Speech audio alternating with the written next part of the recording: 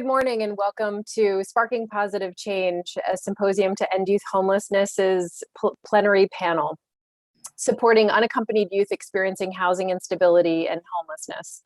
It is my pleasure to introduce Desiree Jefferson, who is going to be our panel moderator, and I'll be back later with question and answer. Thanks, Carrie. Hi, everyone, and thanks for joining us today. My name is Desiree Jefferson. I'm the program coordinator here at His Hope Ministries Midshore Unaccompanied Youth Program. Today, we'll be discussing how we can meet the needs of homeless youth under the age of 18.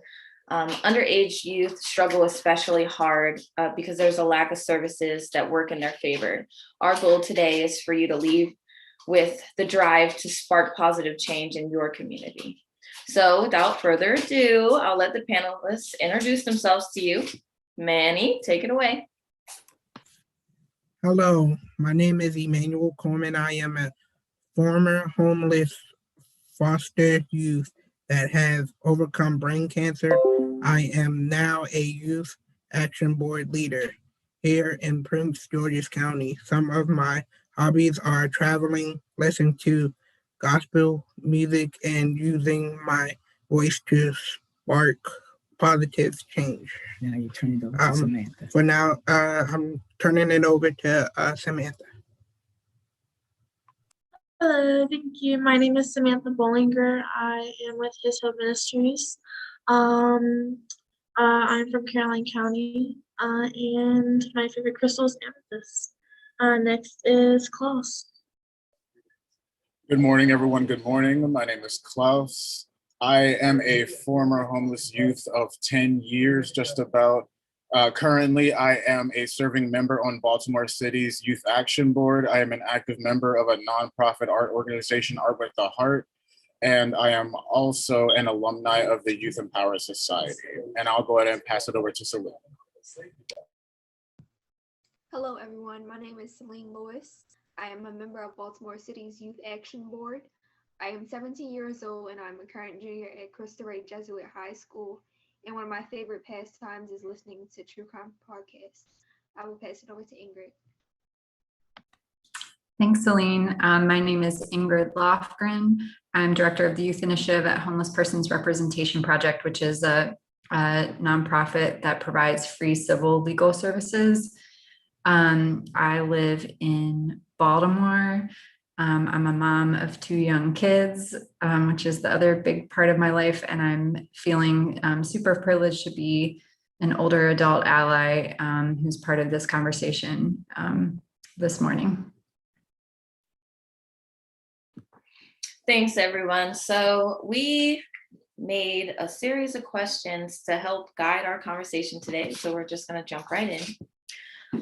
What was it like for you to navigate systems when you were under 18 years old and experiencing homelessness? And what barriers did you face along the way? So I'll answer this question first. Necessarily, my journey of homelessness began at the age of 14. I was in an abusive household and so necessarily I was kicked out, and so I took that opportunity to leave. It was not easy at all. I was literally set out with nothing but the clothes on my back and a trash bag that I later acquired that night which had a bunch of my belongings in it. And so like one of the biggest things I struggled with during that time was a sense of security. Not having shelter, not having a guardian, I guess you could say, or someone to just have my back was something that, but not only did it like, it was something that was like high anxiety for me on a consistent basis, but it was also just like a very vulnerable moment for me because I was exposed to not only just the elements of nature, but I was also exposed to just like the elements of just like human nature also. And necessarily that could be good and bad. You know, I've met a lot of good hands, but also I've witnessed a lot of bad things too. And I've gone through my fair share of things at the same time. But that had to be one of the biggest barriers that I had faced.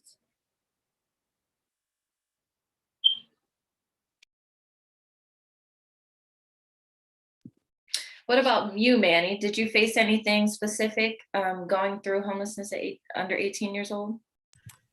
Yes, I did. It was hard to find the right person to support me in getting the help I needed. I told multiple teachers and social workers about my situation, but no one did anything to help. It was really tiring to get through those hard times. There is no energy left to focus on and other ways and we must have food and housing and clothing and uh, covered before we can even bring Began.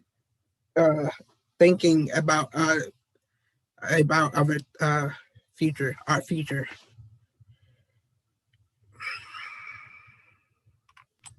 That's a very big problem. You're right. Definitely. Thanks for sharing. Sam, what about you?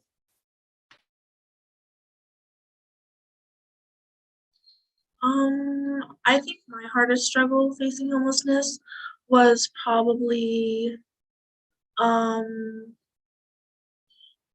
not trying to get caught up in the foster care thing. That I think that's something that all kids, like, or most kids were kind of scared of at first, was going back to foster care, having to go through that program again. And also, even if you did have toxic parents, they were still there, kind of. They were what you were used to and what you dealt with. So having something different just didn't feel right. And it was really hard to accept help from something better than you deserve better. And it was hard to accept that. I see that that's a big problem with a lot of youth is they avoid services because they're scared that they're going to be put in those foster care systems. And unfortunately, as much as we want them to be perfect, they aren't. And it is scary. And it's also scary to be judged. A lot of people feel as though youth that are homeless under 18 are people that have been acting up, don't listen to parents, but most of the time it's really the youth are in really toxic situations that they just need to get out of, so they leave. Does anybody else have anything they want to add before moving to the next question? No? Okay. So the next question is, what or who made you feel supported and really helped while you were experiencing homelessness?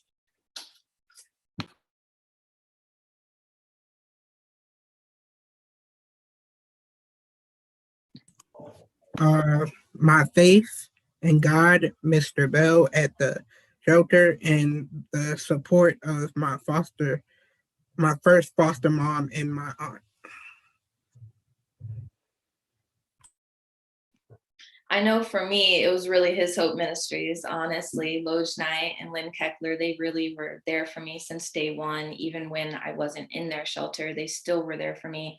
And I'm here now, so it definitely shows. And also, while I was going through homelessness under 18, I had like certain teachers that understood what I was going through and helped me through it. They knew I was staying up all night with my newborn sister because my parents were so strung out on drugs. I had to take care of her. So they would let me sleep in class for 10 minutes and then finish my work. Or they would separately ask if I could come to lunch and they'd teach me at lunch so that I could sleep in class or send me to the nurse or excuse me and stuff like that. And it's people like that that made my life a little bit easier. And that's how I was actually able to graduate, because if it wasn't for the support system I had at school, I would have dropped out. I agree with you wholeheartedly. The individuals that we find in like our school system are definitely some of our biggest supporters.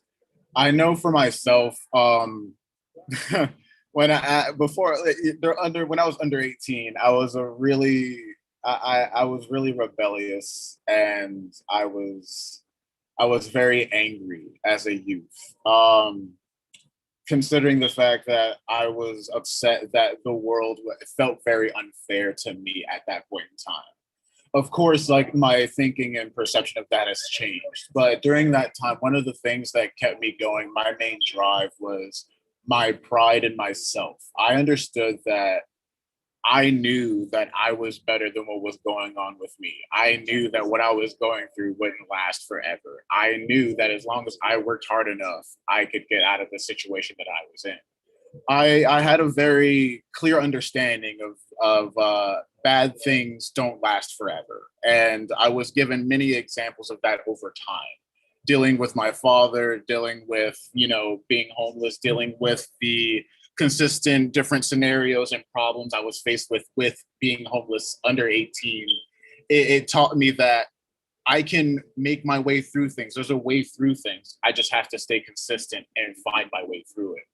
And that had to be my biggest drive to get through everything. I went to college.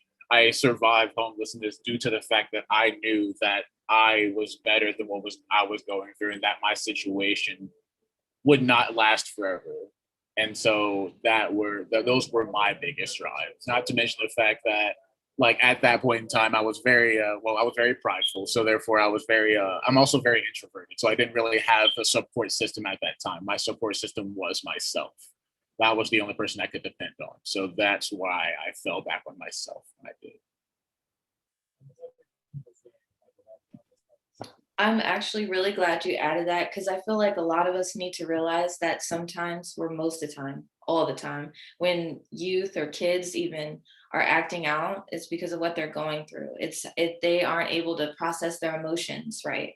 And when you feel unloved and uncared for, and when you come into a world where your parents are supposed to take care of you and they just don't, you get mad and you act out and you want attention any way you can, but you don't physically, or like, I'm going to do this for attention. Like, it's just how our brain works as a youth. So we just need to realize that when we have like youth that come in that are a little bit more on the crazier side, we just need to show them love and support and show them that we do care.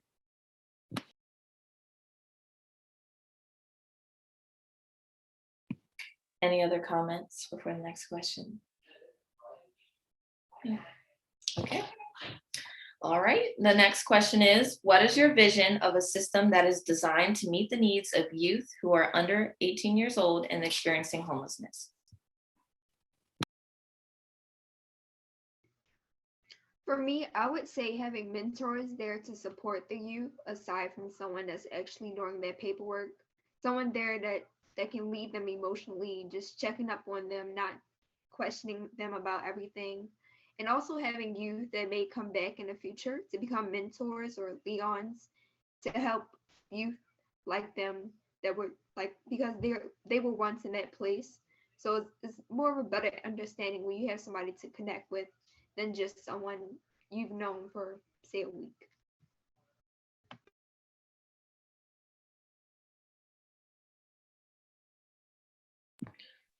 Samantha, I think you had a really good point when we were talking the other day about how, like, that support system and everything, like having, just like Celine said, like that support system.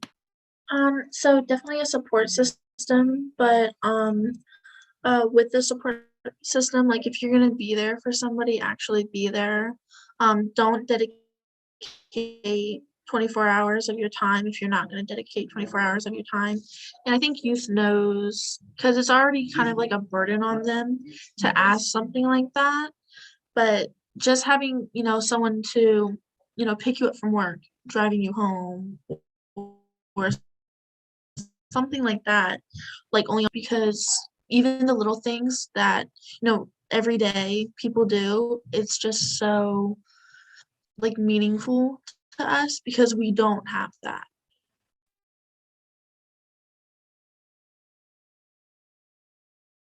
What do you think, Manny? I think they need more shelters like Promise Place, where I went to, from in a shelter. There I was respected as a person and welcomed with open arms.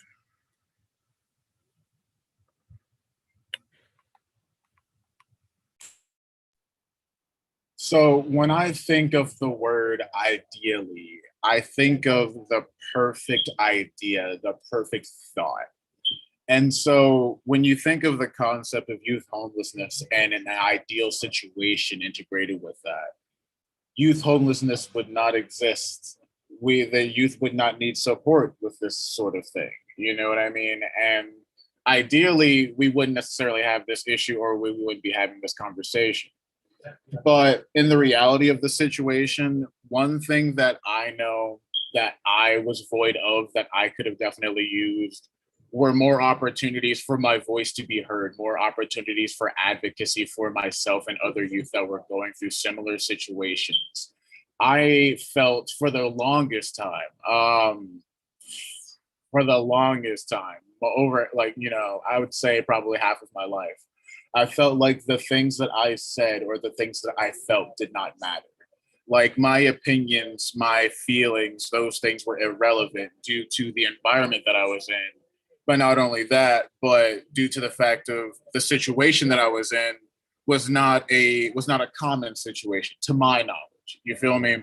I'm from North Carolina. I'm from a small town called Nashville. So being there, like that's a rather rural community. And being there, there wasn't really a thing of homelessness as a common sight. And so myself, I was this black sheep, not only in the sense of, you know, I was alienated from my family because of my abusive father, but it was also to the fact of I was an oddball out, a 14-year-old, 15-year-old kid walking the streets, walking the highway, you know, with a suitcase and stuff like that. You feel me? I like to not, I literally hitchhiked more than enough times. Like I literally lived the reality of hitchhiking. I know what it is to walk along the highway with your thumb out, hoping that somebody's going to pull over and pick you up. I know what that's like. I've done it. I lived it. Like, that's how I got to Nashville, Tennessee. Like, you feel me? Like I traveled across states doing that kind of thing. And like necessarily that's not really anything to be happy about. It was an experience, you feel me? But that's just a facet of my reality going through youth homelessness, you feel me? And that by itself is just like it's a very strong emotion that evokes me to feel as if that individuals need those spaces to speak their mind, to vent even. You feel me? Because without us being able to speak out about these issues that we face, without us being able to speak about our experiences, then these things go unheard of. These situations, these statistics, they just go off without actually being, recorded, things like that. You feel me? If we have these spaces to speak, not only are we empowered with our voices and we want to be able to do more for the future generations that are going through similar situations, but not only that, but the situations we're currently going through, but that also helps the older adults and the generation that came before us and the generation that come after us to be aware of what's happening. You feel me? We just need these spaces to have our voices be heard, so these problems can be addressed. Yeah, I feel like maybe I could just piggyback on the things that have already been said, because I feel like I totally agree with everything that everyone's been talking about. To me, if I envision a system that would better serve youth under 18, first, like we just need one, right? Like we have to get beyond just thinking that the child welfare system is going to be the solution to everything. You know, we need more resources, more services, more of a focus on minors who are disconnected from family and, need all kinds of resources from basic survival just to like overall wellness. So we have to recognize that that's a need. And even if it's a difficult thing to address for systems and providers, we need to do it. We need to start, Manny talked about Promise Place. We need to start designing more things that are for youth, and to really listen to youth telling us what they need, because they know, even really young youth, right? And then within that, I think, Klause, you talked about just like safety and security. And that's just so important, right? Like, it's not going to work. Youth are not going to reach out if they can't even be safe, right? And Sam, you talked about fear of child welfare, and you talked about how like relationships and feelings about relationships are complicated all the time, but definitely when you're really young. And so for me, I got kicked out when I was 17.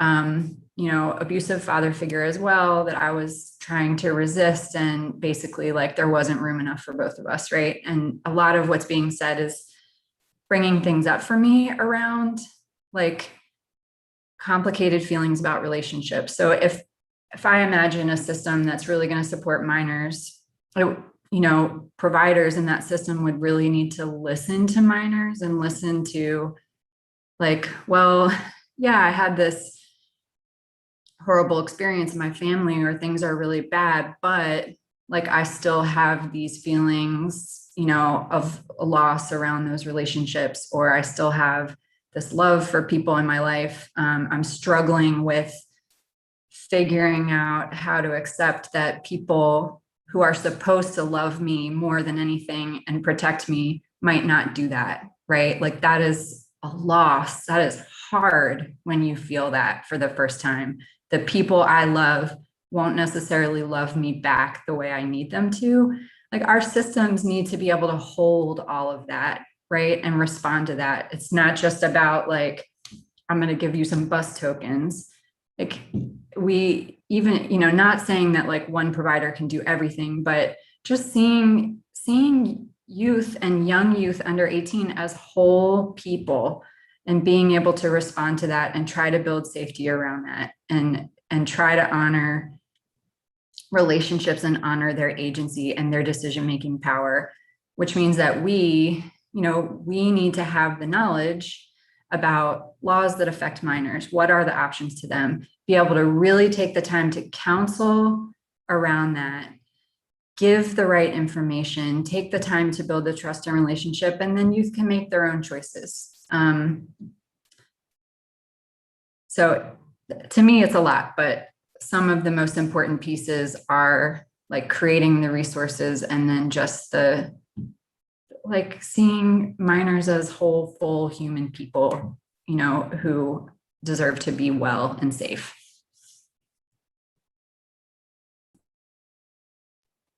I feel like we should all keep in mind that even as a baby knows what it needs. It cries when it's hungry. It cries when it's tired. It cries when it has gas.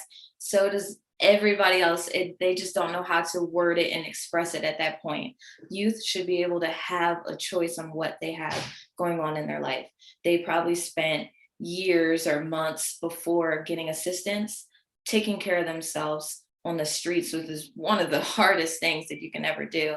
You have to be very creative with that, but we should have a system where they can walk into a service provider's office and be met with somebody that works with specific youth instead of child welfare. They shouldn't go to social services and then be sent over to CPS and get involved. I was in foster care and I got kicked out. And that is what made me homeless, was foster care. My foster care provider had adopted me because if not, then I would move on to the next foster home. And a little bit after that, I got pregnant and she kicked me out at that point. And that's when my homelessness journey started. So the system definitely has a whole bunch of gaps in it, but we need to realize that we need to stop using child welfare as the stitch or the patch, because it's really not enough. It isn't. Okay, so next question. What is one of the things you want providers who work with youth who are under 18 and are experiencing homelessness to know? Samantha, I think you had some, you were talking about helping youth make informed decisions and assisting with that. Can you hear me? Okay. So yeah, so for the assistance, certain things to get on your feet, you need certain documents, and it's really hard to get those. For me, I had a toxic father household. He threw away all my my birth certificates, my social security card number, pretty much everything I needed in order to actually even get a job. And it's really difficult to get those things because in order to get your ID, you need your social. In order to get your social, you need your birth certificate. In order to get your birth certificate, you need your ID. So it's just a big loop that you need to keep going through until you finally get it, and then you just get one by one very slowly. And it's just very stressful, and it's just another thing to add on to your homelessness.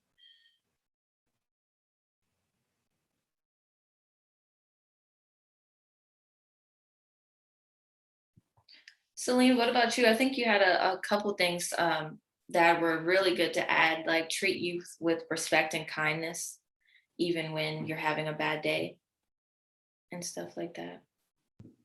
Yes, I will also say treat someone how you would want to be treated if you were in that place. And we have to be mindful that these are minors, they are children, and they don't know how to navigate life, how an adult may know how to. So just being kind, they're not going to have the best days. They might not always be respectful, but that's okay because they're going through it.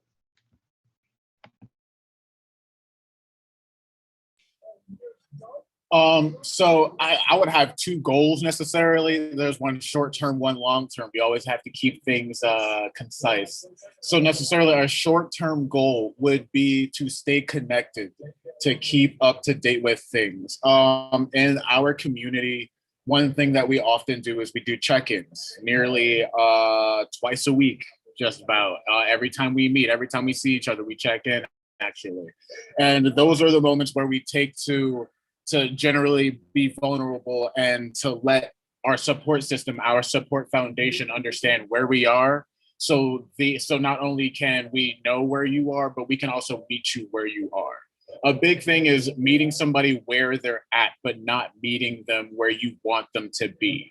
And as older adults, I've come to understand in most situations that whether it be finding a job, whether it be getting services, whether it be like just trying to survive or live as a human being, there are expectations that are put on you, as in you should already know this, as in you should already have this knowledge, and not all of us are given that knowledge off of the rip.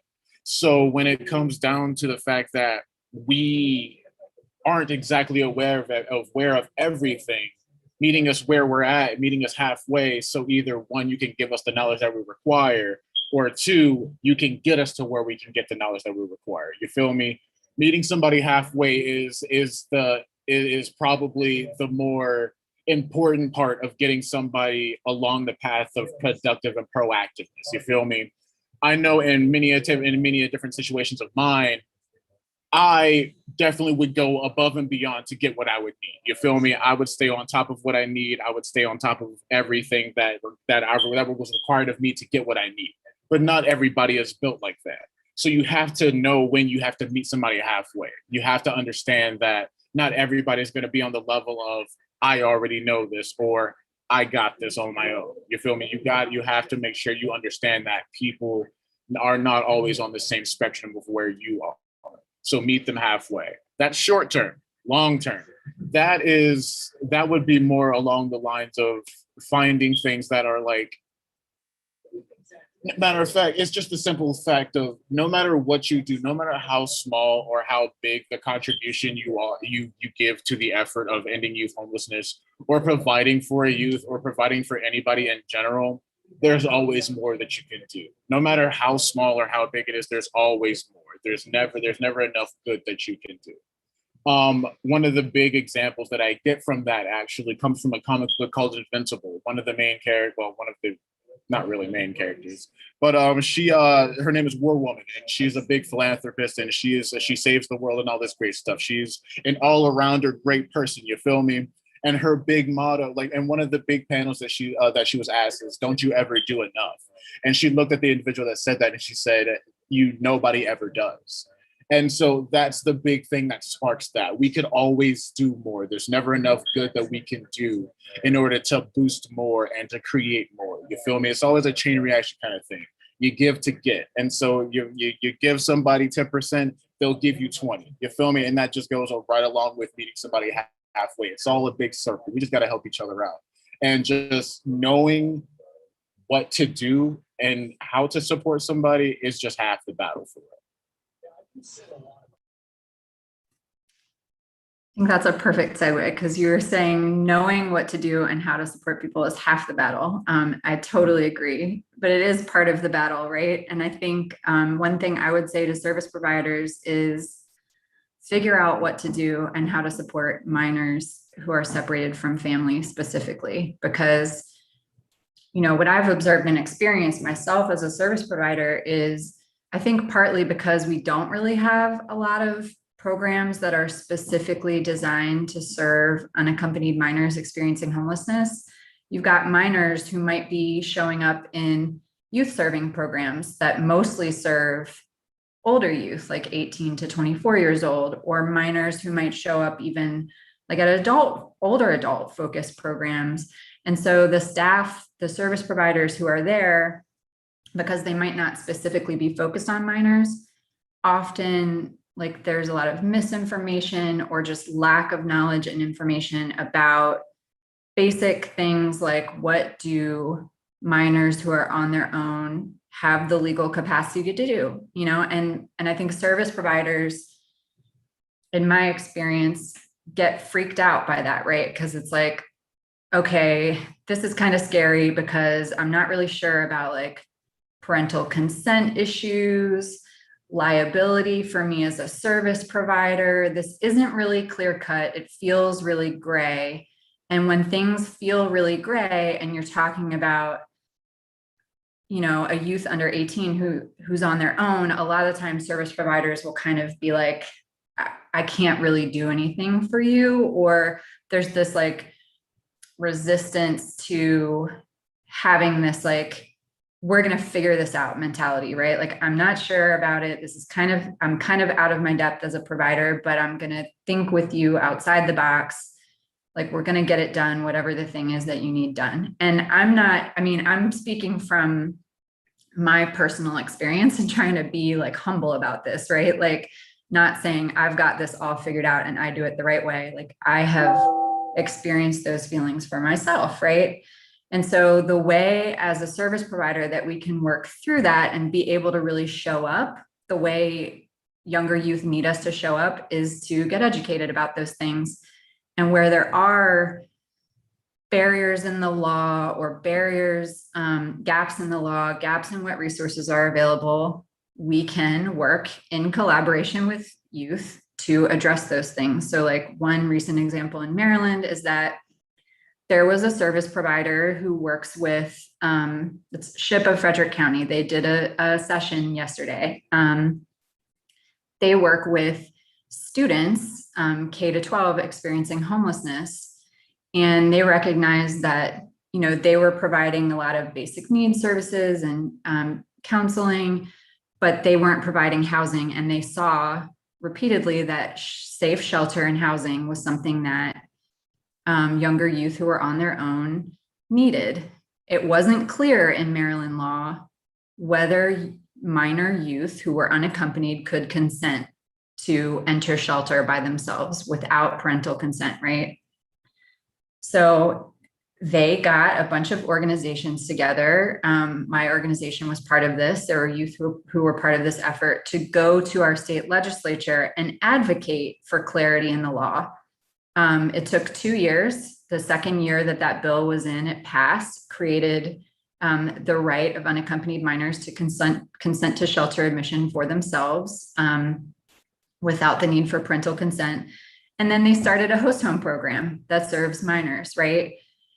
So that was not the easy road, right? They got educated about what the law was. The law was gray, right? It didn't explicitly address what they wanted to know. And they advocated with youth for more clarity in the law. So that's what I would say to providers is just lean into those feelings of being out of your depth, push through it, partner with other organizations, partner with youth to figure out what it is that you don't know that you need to know to be able to show up and to make systemic change where it's needed. And I'm challenging myself to do that as well. And I hope that in the conversation series that comes out of the symposium, you know, youth advocates, providers who are interested in doing that work will come together in that space and other spaces so that we can do this. When working with youth, I feel like sometimes, not all the time, we need to have the mindset of do now, think and plan later in emergency situations. I know when I was still with my parents before foster care and I was being neglected and abused, I had one friend that I would run away to her house all the time. And when the cops came, her mom didn't tell them that I was there. And just that right there just helped me so much. And actually when foster care system came to my school to take me away, I was like, my friend's mom gonna get the foster care classes, she gonna take me.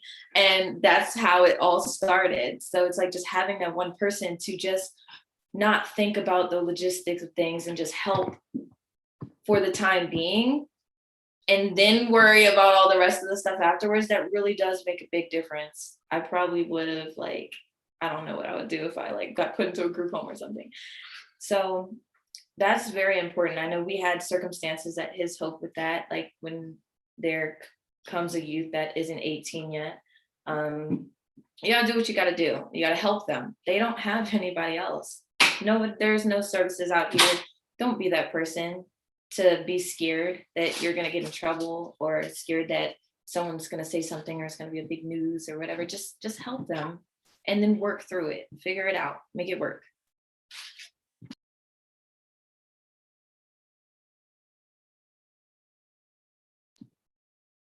Are you guys ready for the next question?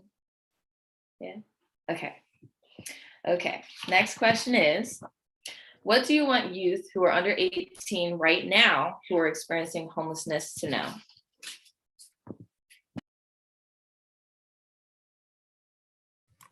Well, youth under 18, I want them to know to stay positive and be an advocate. This isn't going to be easy. Try to keep a positive mindset and don't let others bring you down or tell you what you can't do. It is going to help you through. Don't be afraid to speak up. Others youth need to hear you and learn more, learn from your experience.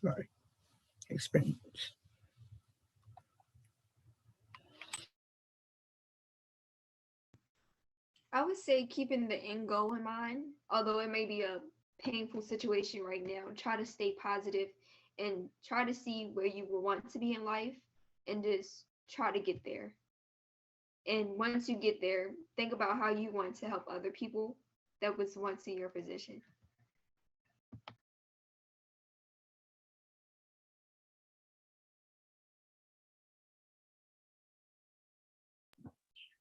Sam, do you have any wise words? I know you always have the wise words. For another youth going through homelessness, to know it's a lot more common than I think it is. Growing up in a toxic household, you might have been told, like I've been told, once you turn 18, you're out of the house, and it didn't matter where you went. And a lot of teens, a lot of friends would it's known as couch hopping, where you spend the night at a friend's house for a week or two, then go to another friend's house. And sometimes you might get caught up in something even more toxic than you had at home or had at your parents' house or wherever you were staying before. And it's really hard to see your peers go through that. And them not having like a support group similar to like His Hope Ministries just makes it so hard for them. Know that you're not the only one going through it, and there's a lot more youth out there who are struggling, trying to build themselves up, trying to finish school, trying to go back to school, to make their lives better in the future.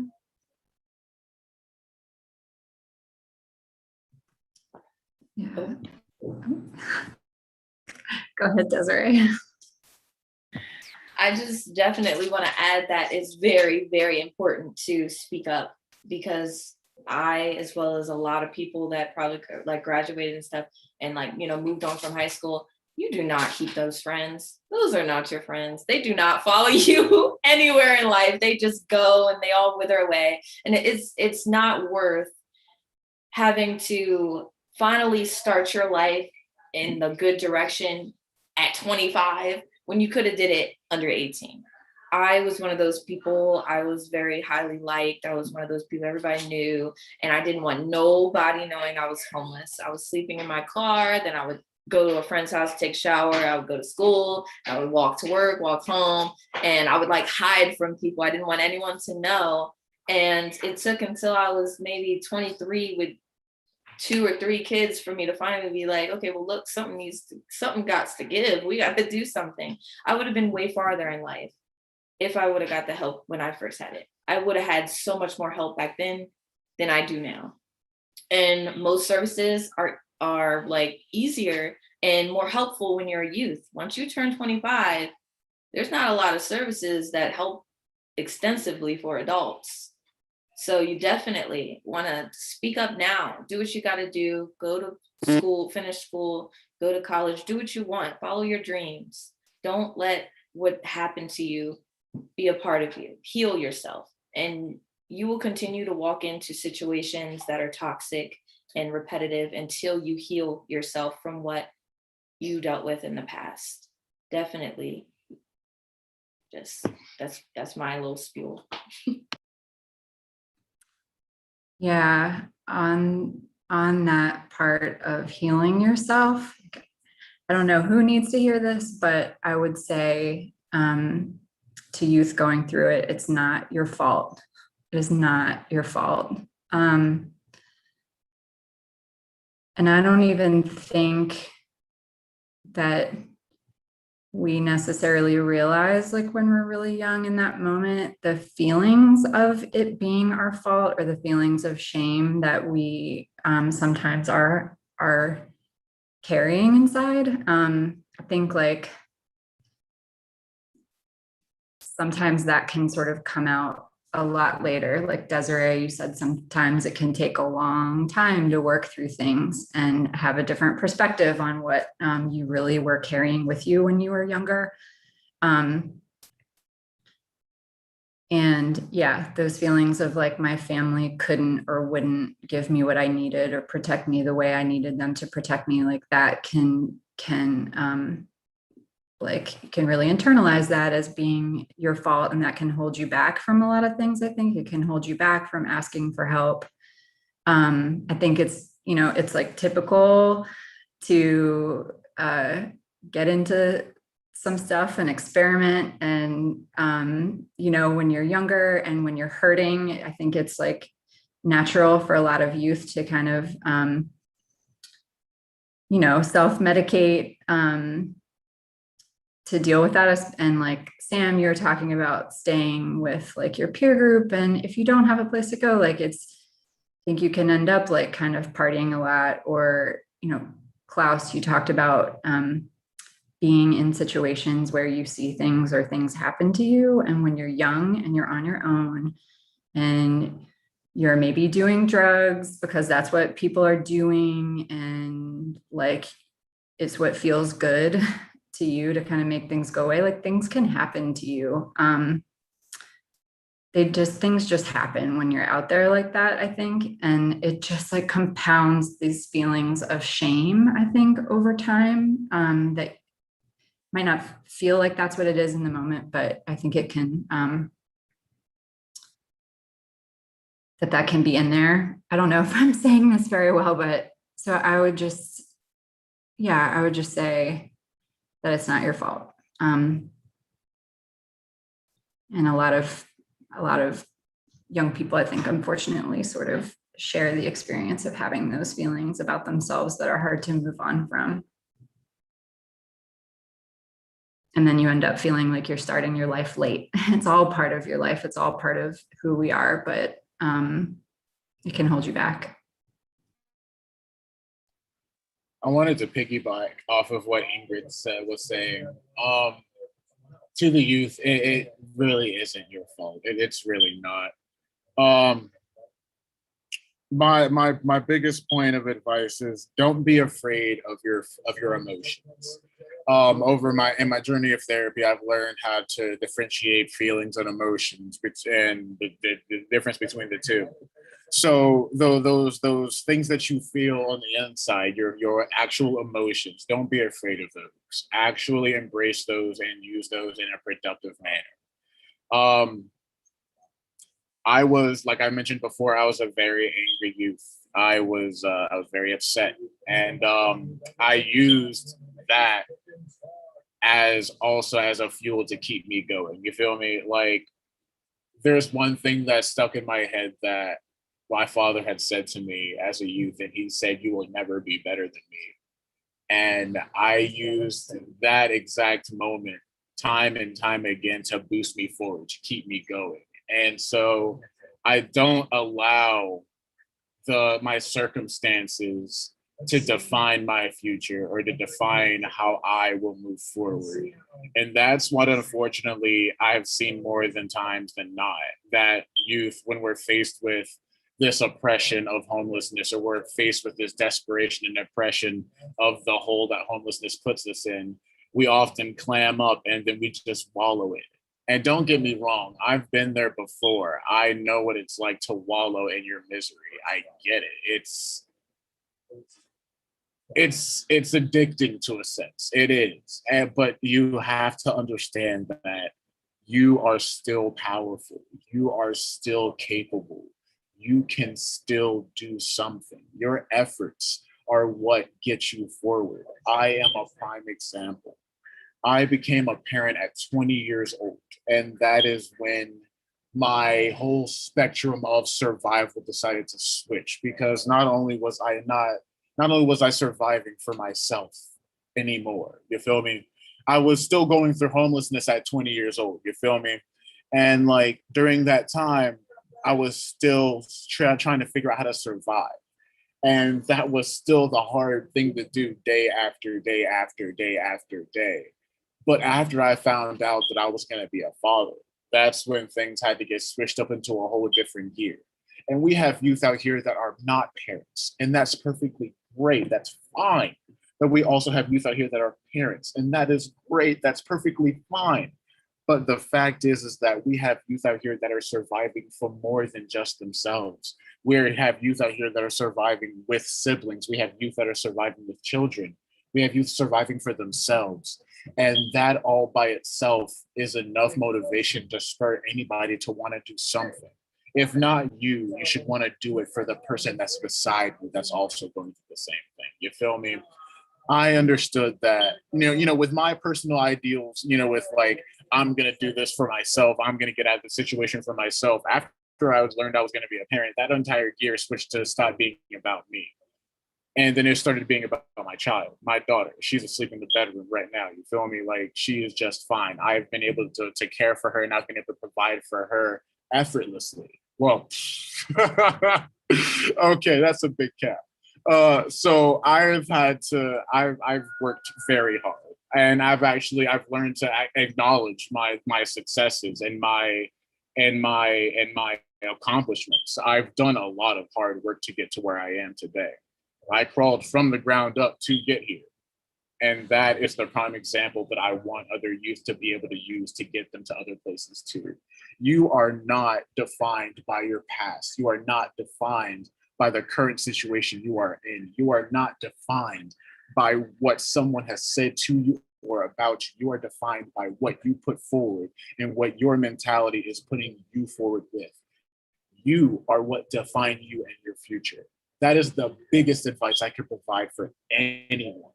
If you are going to do something, do it for the betterment of you. And if it's not for you and it's going to be for your family, that's still going to be for you at the end of the day. Let's get it straight. Like, let's be real. It's going to still be for you at the end of the day, because that peace of mind still carries us a very long way. You feel me? When I know that my daughter is has her stomach full and she has toys to play with, or she can go to bed in a bedroom, you feel me, that she can close a door to that is hers, I can go to bed just fine. You feel me? I can sleep soundly because I know that I'm providing. That's that sense of security. You feel me? That's that whole circle around thing that I was mentioning before. There's that sense of security. There's that feel of accomplishment. There's that sense of success. There's that knowledge of you are able and capable to do what you can and want to do. You just have to do it.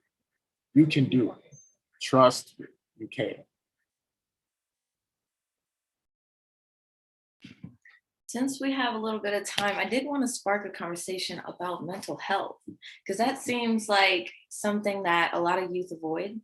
They don't like opening up about their feelings, and that's like a real trauma. Opening up that trauma is really hard for people. But I can say out of experience that when you're a child, your first experience with love imprints in your brain from your parents. So when you go out into the world, you create relationships, you create friendships. You are very, very prone to abusive relationships, not because you want to, but because that hits home for you. And you'll stay because it's comfortable. It feels like you grew up like that, you know? So definitely mental health is something that we really want to think about and really take serious, even though you feel like you don't need it. Everybody has trauma. You can have trauma from falling off your bike and you probably never want to ride a bike again. It's something that needs to be done in order to fully heal and move on from what we went through. Speaking on mental health, sheesh McGeesh. I mentioned that I'm going on a therapeutic journey myself. I knew that I was a traumatized individual at like 20, 21, you feel me? So I knew that like I had things in me that were holding me back from being able to give more to those around me.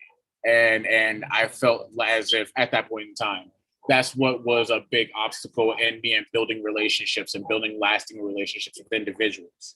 And the only idea I thought was to, let me see if I can go to therapy because, well, honestly, like a lot of the things I learned that I should probably try to do, either from television or movies, like TV was like probably my biggest teacher, not gonna cap with you, or like movies or something like that were probably my biggest teachers because I didn't have like a mentor to tell me these things, you feel me? So I just learned through trials and tribulations of television, but that's beside the point.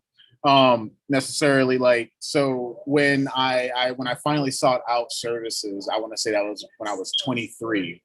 I started going on this whole thing of where my first week in therapy to my third week of therapy, I was like, I don't need therapy. I got all myself together. Like, look at me. Like, I got my own house. Like, I could do whatever. I got a job. Like, I don't have any problems. Like, I got this. You feel me? And that's like where I thought I was. You feel me?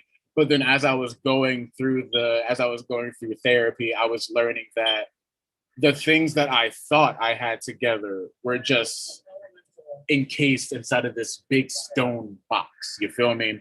It's like I built up these big stone walls and put all of my problems inside these walls, and I just dumped them all in there until it got to the point of where I was just like, that looks like it's about full. I think I'm all right. I think I've done enough work. You know what I'm saying?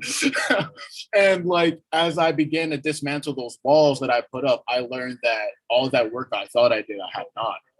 All that self-pride that I put in myself, that I can do whatever I need to do by myself. I don't need support from anybody. I'm my best support. I was wrong. You feel me? It took therapy for me to learn that the things that I thought I had solved through alienating myself from relationships, stop depending on others and depending only on me, and saying like, I'm the only support foundation I need. I can do this myself. You know what I'm saying? That is what was debilitating me from growing. That was what was debilitating me from being more, I guess, developed in the more emotional spectrum with not only my emotions but also my feelings.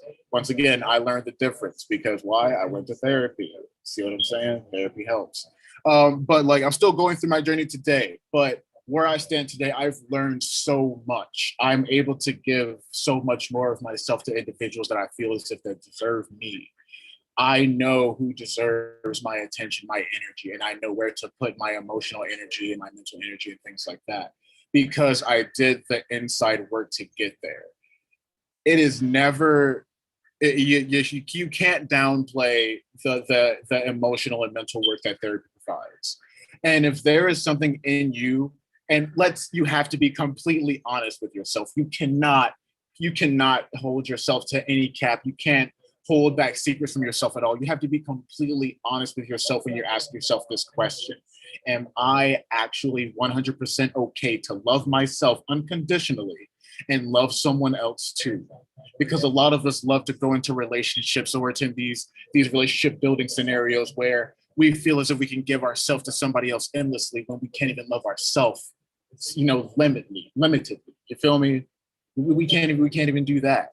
So you have to understand where you are, and you have to understand, like, if you have this work to do inside of you and you can be completely honest with yourself and you have that work to do, please do it. Because there is nobody that's going to be more honest with you than yourself.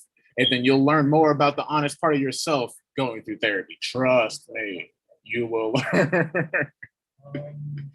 So yeah, that's my big spiel on mental health. I do want to know what you all are doing to advocate in the community to end youth homelessness. And I definitely want to hear wisdom from Manny, because I haven't heard from you in a while.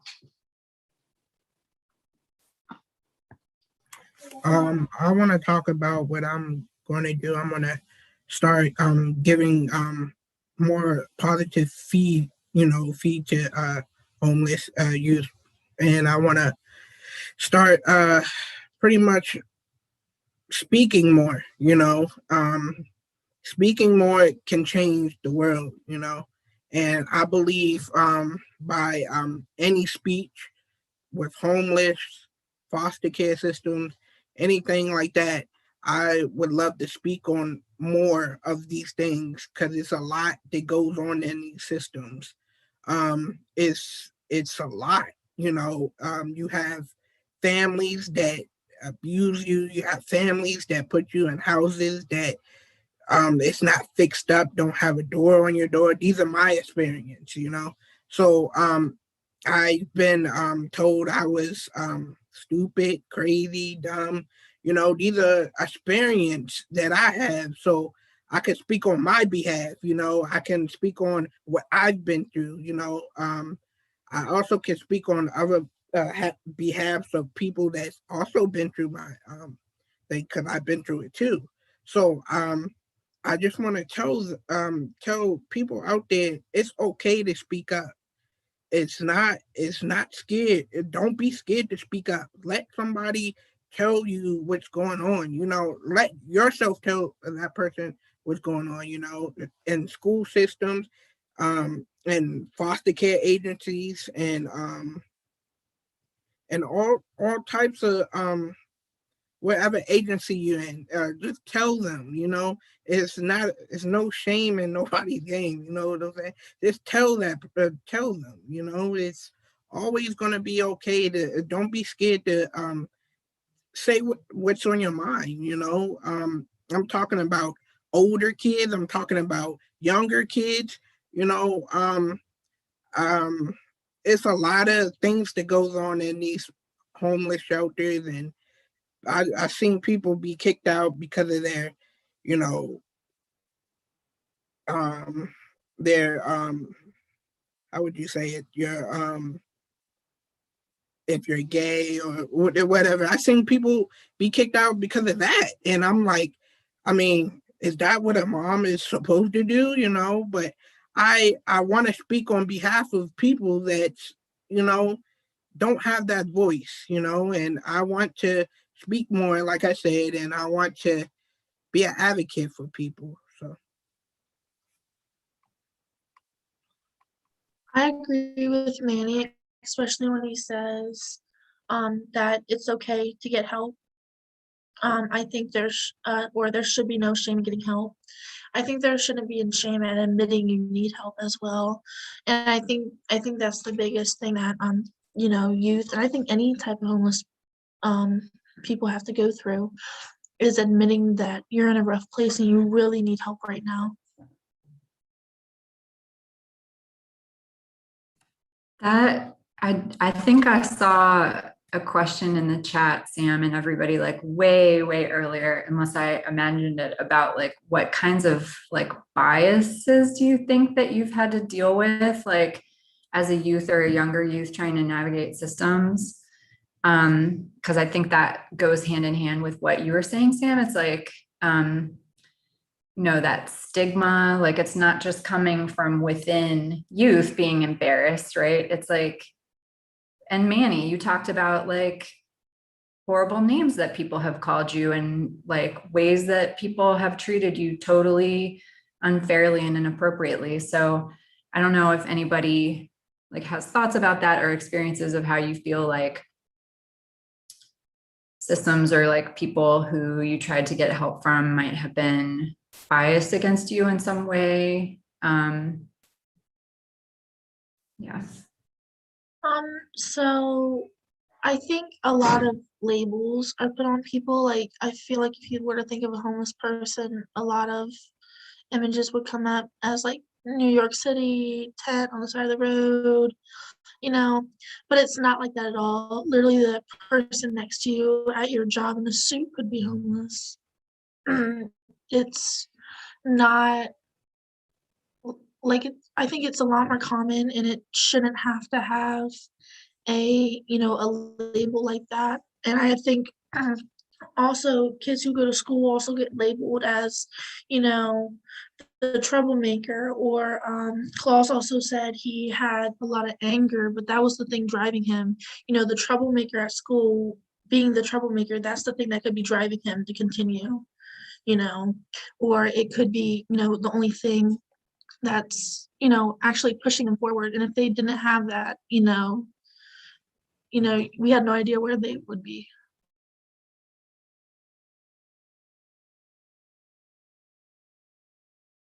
I know a lot of youth, they're viewed as lazy or not wanting help, but there's a lot of reasons, even what we haven't touched on. I know someone who avoided services because she had a very strong fear of men, and there weren't any female providers at the desk where she needed to go, and she was terrified of talking to men. And it's a lot that we need to like really think about. It's not basically anything with who they are personally, it's what they experience. They're scared. They are scared. They have nobody. And sometimes we view them as carelessness, or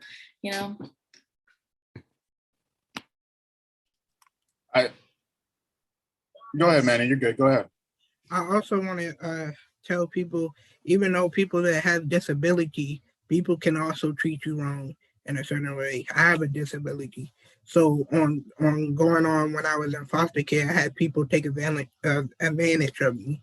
So it's hard to have a disability and go through, things in your life, and people calling your name and people just judging you because you have a disability. Had foster care parents that it was like, when you turn 21, you're gonna have to be kicked out. They took me for a check. So basically, when I was old enough to kick me out, I didn't even finish school, but I graduated. Thanks to God, I graduated. So I'm like, yeah, I had to push forward, and I had to do what I had to do. And I just want to tell people out there, don't let nobody bring you down. Do what you have to do to get that diploma. Yeah. Manny, congratulations. Good stuff on you, brother. Literally, you are the person that can push you to do what you need to do. Congratulations, for sure. Big ups, big ups. I want to say that a big piggyback to what everyone has been saying, that homelessness does not have a face. You feel me? Barriers do not have a defined physical representation. We all go through different walks of life. We all have different things that we have faced or experiences that we've gone through that have shaped how we perceive things or situations, you feel me? And so once again, that goes along with meeting us halfway, being able to understand that somebody is not where you want them to be. So you got to meet them where they are so you can get them to where they want to be. A lot of this always, like a lot of it comes down to the youth. Don't get me wrong. Us as individuals, us as youth, we have to do the actual work to get to where we want to be because it's our life. You have to live your life for yourself. You feel me? If you don't live it for yourself, nobody's going to live it for you. And I'd be darned if I have somebody else live my life. You feel me? I refuse. But the big thing is that you have to understand that you want something for yourself that is so much more grand than what you're going through. And there is an individual that can provide that for you. But that individual also has to understand. That's why we speak to the older adults and things like that in the room. That you have to understand that you have to meet somebody where they are. And although that you may have everything together, you have the necessarily knowledge, you have the know-how to do this and that. Why don't you pass that on? It's really easy to send to send a text message or an email or to stop somebody and say, hey, can I have a conversation with you? I can't tell you how many times where, you know, myself as a Black young man, you feel me? I have gone through the streets, you feel me? And I found myself squatting at apartment complexes, you feel me? I find myself squatting in abandos, things like that. I've gone through the ringer, trust me. And I have found successful older Black men, or what seemed like they were successful, you feel me? Because they're outside washing a nice looking car, you feel me? So that in my head, that says they have money. If they're washing their car, that means they give a crap about the car. So that says they got money and they have an image to uphold, you feel me? It's top context clues, basically. But I speak to them and I learn who they are. I learn what they did to get to where they are. I learned what they faced to what was the hard part of getting to where they are. I speak to these individuals because they have knowledge to bestow upon me. They've got motivation to give to me. They've got empowerment to give to me. And of course, like me, I'm wouldn't say I'm socially awkward, but I am a bit socially averted. You feel me? I don't like talking all that much. Obviously, this shows differently, but still, that's not the point. But the big point is that, like, I don't find myself in social situations very often. And then when I go out on a limb and I put myself in one, I actually take myself out of my personal space and I put myself in a social conversation with another individual. That's where I'm in a place of growth, not only because I am learning how to speak to somebody that I've never spoken to before, but also I am learning about somebody who is further along than I am. You feel me? And I've met some people who are cool. I've met some people who are not so cool. It's a hit or miss, you feel me? But that's just life. And that's one thing I have to have individuals understand. Nothing is definitive because life literally goes on. Nothing stays the same because life goes on. You are not going to be forever in this motion or in this situation unless you want to be, which I highly doubt you do. But you're not going to be in this situation forever because life goes on. You grow, you learn, and you will overcome. You will always persevere. Trust me. There is strength in determination. There is strength in motivation. There is strength in effort. I can't tell you how many times I've come across my young brothers and I want to bestow the empowerment upon them, the inspiration to just keep trying, to keep going. I tell them every chance I get, keep trying, because every step that you take towards getting better is a step worth taking because you are better. Amazing. Klause, you were talking about, like, I definitely, because being an older, like the older adult, I guess, in this space, I was hearing you talking about like speaking to older adults. And, you know, I know like a lot of the panelists are involved in leadership activities. Celine, you're a leader on the Baltimore City Youth Action Board. So thinking about that, about like speaking to older adults who, you know, often are in positions of power. There was a question in the chat earlier about how can older adults collaborate with youth. I'm wondering if you have thoughts about that, Celine, because I know that's something that like you've probably had to navigate as a YAB leader. So with YAP, it's very important that we have members on our team that have actually lived experience with homelessness. I think that's very important. It's different than from having someone that never experienced it trying to give advice or trying to figure things out for people that are going through it. So this is why it's important to have members or to just communicate with people that have been through it so that you can talk to them. Hey, you've been through this. What can we do better? Looking at your experience, what do you wish happened? What do you wish would have happened? Or what would you add to it?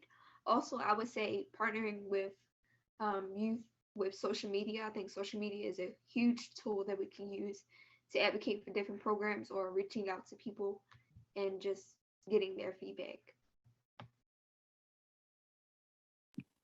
I like the saying, birds of a feather flock together. And a lot of people don't believe it, but it's honestly true. Like when you have a new friend and you start to talk like them and maybe dress like them like a little bit and like have the same personality and stuff, it actually really is a thing. So when you have adults that are willing to not just treat youth as a client or like actually build that relationship, and outside of that, if your agency is able to go and do things, support youth in what they're doing in the community. If they get a new job, congratulate them. If it's their birthday and you believe in those things, give them a present, stuff like that. When you connect with them and you hang out with them, obviously as a friend too, like I know we're planning on doing trips for our youth program and stuff like that, and doing volunteer stuff together where the whole youth program goes out and we volunteer for a different shelter or our shelter, cook dinner, stuff like that. Like when youth are hanging around positive people, the positivity just flourishes. It really does. And you want to keep them out of those negative situations, keep them off of the streets, keep them busy. Don't force them to be busy, but just keep them busy in positive things, and they will grow new interests. They will learn new things. They'll find positive things that they never knew that they were interested in, and that will help them later on in life. And then, like I said, like when you're around somebody, or like Klause said, I'm sorry, when you're around somebody who is doing better, you want to do better. You want to fit in with them. When your friend group all has cars and houses and nice clothes and they're nice and they do all these good things, you don't want to be the only one like left out. Like you're like, hey, you got me on the tab this time, brother. Like you want to do better, so you do better. And you have the examples right in front of your face. And you can ask them, like, what did you do to do this? And then, yeah, definitely. So it sounds like, Celine, you were like talking about like actually reaching out and listening to youth and asking questions. And then Desiree, like you're talking about relationships. I feel like these are themes that have been coming up a lot that aren't necessarily historically the main focus of like a lot of the big systems that are serving youth, right? It's like proactively asking youth, like, what do you think? What do you think we should do? What do you need? And then like really focusing on like real deep relationships. So I feel like, yeah, that's just helpful for me to think about. Thank you. I do want to add, like at His Hope Ministries, it's like the absolute best. I'm sorry that they are. Like we have like cookouts. We have like we want to do karaoke night. Like it's not just a shelter. It's somewhere where everybody can come together as a family and enjoy, themselves, and not just be stuck miserable in their situation at the time, but they can actually come together and help each other. We have guests babysitting for other guests. Like it's nice that we can come together in our struggles, relate with each other, and actually just be positive in the struggle and not get a step back and just get depressed and not like want to do anything, because everybody gets there every now and then, especially going through homelessness. And it's a big thing when you have an organization that feels like family when you don't have family. I feel like when I first came to His Hope Ministries, it was very warming. Was that what I was expecting was, you have to get kicked out at 7 a.m. and you come back at 6 p.m. and it's only a sleep thing. But His Hope Ministries was completely different. They had programs. Well, the first thing they asked were, top 3 goals to get done. And as long as you were constantly working on your goals and you proved that you wanted to get better, they were always beside you. Even then, they were pushing you to do better. And they would actually be a support than just a shelter. It was completely different than I thought it would be. I also want to say, I thank God, like I was in a shelter where I wasn't had to get out, every day, but that's another experience, But I want to talk on my behalf of me being at Promise Place, I was welcomed, like I said, with open arms, I call them OGs.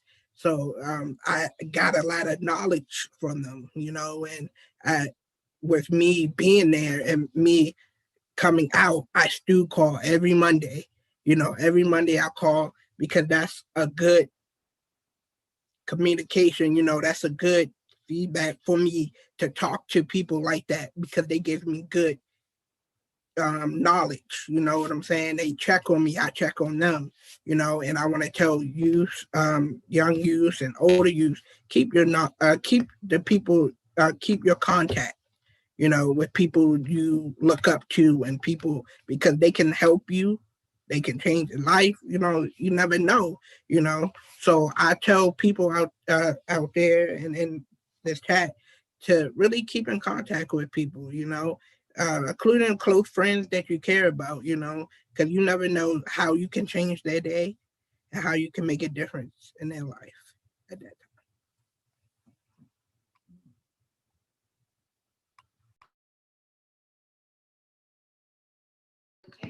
Anything else from anybody else? So I saw there was a question in the chat, which was, what quotes and phrases do you use for yourself in order to make it through your day during hopelessness and currently that you share with youth going through homelessness? And so that one of the biggest quotes a very inspirational quote that was given to me during a self session, which is like a self-therapeutic session. That it was one of the instructors at the Youth and Power Society. His name is Nick Brooks. During one of our self sessions, he gave us all this one line of advice that all change must be intentional.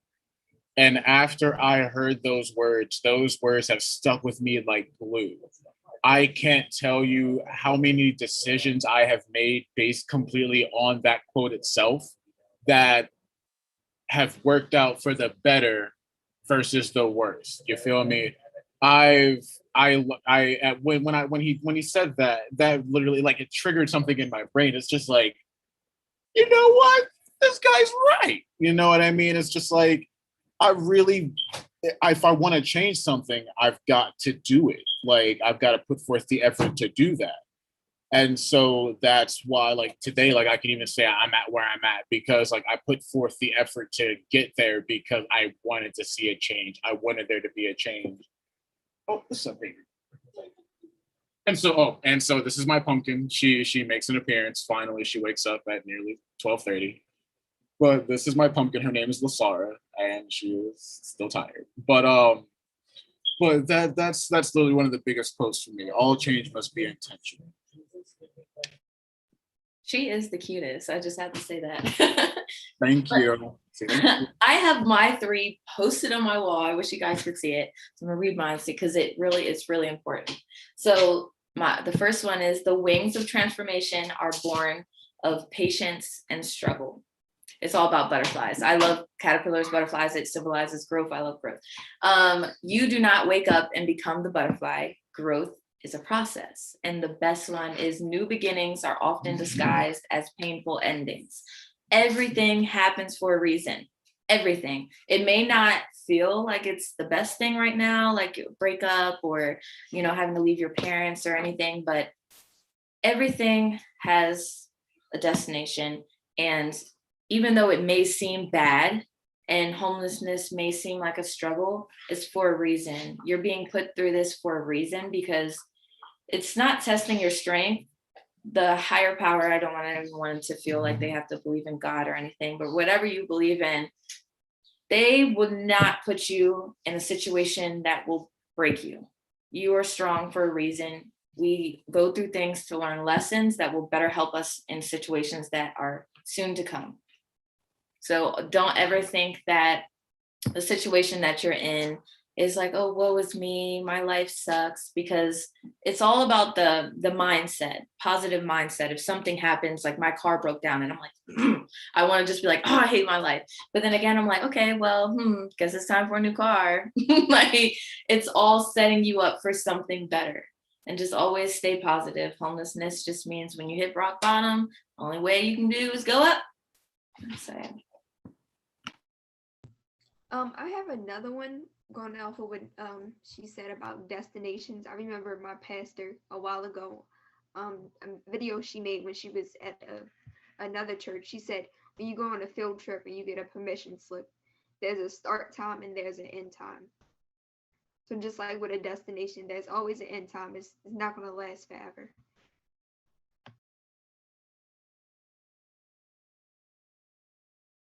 I love that one, Celine. I might have to steal that.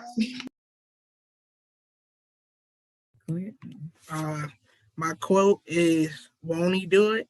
Yes, he will. Because it's, Who are you talking about? I'm talking about God. Won't he do it? Yes, he will. So it's a blessing, you know. Yeah.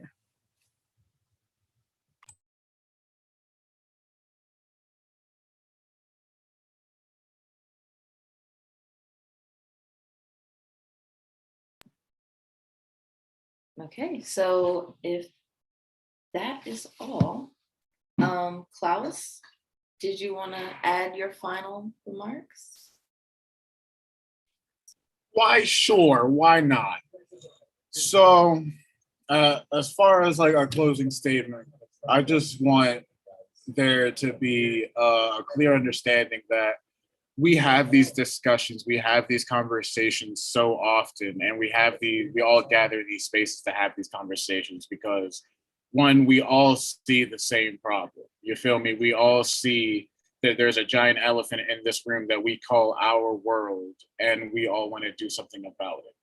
And so that brings us here together, the common goal to want to do something that's going to solve a problem that we find that's relevant and that we find that's valid. Of course, in our lifetime, we're not going to solve this. You feel me? And that's just hard to believe. But it's also not really hard that grasp the concept of when you want to think about the giant cosmic reality of which our lives are based in. But in the bigger picture of what our lives are, we are doing what we can. We're doing what we feel as if we are all able to do at a time. And like I said, there's never enough, but everything that you do is worth something. Any youth that you support, any youth that you do, any youth that you service, you're assisting somebody, but you're also supporting somebody to get to the next step. You're supporting somebody to get to the level of where we are. You're supporting somebody to get to the level of where you are. You're supporting somebody to get to the level where they want to be. And there's never enough of wants in the world to where we can just ignore somebody that actually needs our support. You know what I mean? And so I really want to thank everyone for coming together. Thank you for everyone for just being here and engaging in this conversation, for listening to us, but also asking your questions, wanting to know what you can do to assist us, what we can do to assist you, the vice versa, the give and take. All of that is what is going to help get us to where we want to be. That little bit of relationship building that we can do in these moments, and this, hour and a half, almost 2, in this relationship building that we have done here. There is so much that can be done when we nurture these relationships, when we give the time to develop these relationships into lasting and continuous bonds that won't break over time, that don't see the end. You feel me? As long as we actually reach out and we consistently do what we can to meet somebody halfway and to bring somebody along from point B to point A, or from point A to point B, however you want to look at that. I was looking at that from a different orientation. But anyway, but when we want to get to the point of where when we do enough of that for each other and for everyone around us, then that problem that we want to solve will come to an easier point of being solved. All we need to do is just reach out and be supportive. Thanks, Klaus. I am almost speechless. That was so incredibly powerful. And I know I'm speaking for everybody who's on this, that we are truly the ones who are honored by the work that you guys are doing and by sharing your experience and helping all of us to know better so that we can do better on behalf of young people experiencing housing instability or homelessness. Again, I just want to call out all of our amazing moderator, Desiree Jefferson, and panelists, Manny Coleman, Klause Monroe, Samantha Bollinger, Celine Lewis, and Ingrid Löfgren. Thank you so much for being a part of this. I do feel like this is the absolute perfect way to tie up 2 really amazing days. To end with your voice is really what it's all about, and the message that we've been trying to spread over the course of these 2 days.